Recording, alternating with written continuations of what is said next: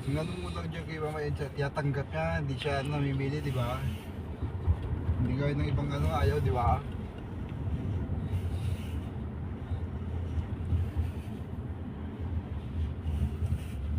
Marami ng pera yan. Ewan ko, baka siguro binili na siguro talaga yung lupa, no? No? Eh, yes, hindi na talaga market.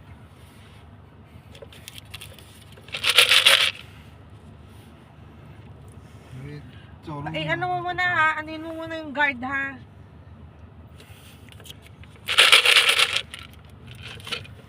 Buti nandiyan pa yung ano. Diyan pa yan. Gawa nung nagreklamo ako nun kay, ano, nandiyan pa yung babae. Babae yung nagaganyan doon sa computer. Nagko-computer siya dyan, ba? Yung babae.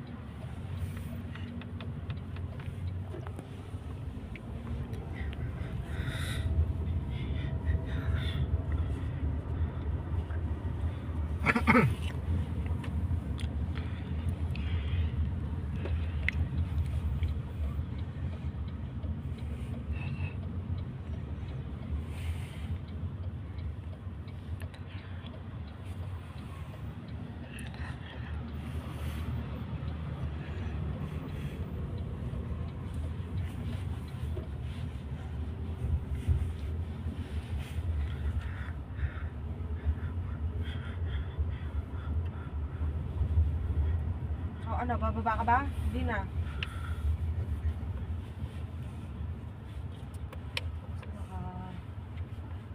Tira mo nga kung madadali dyan. Dyan, sa sulok mo kung malayo.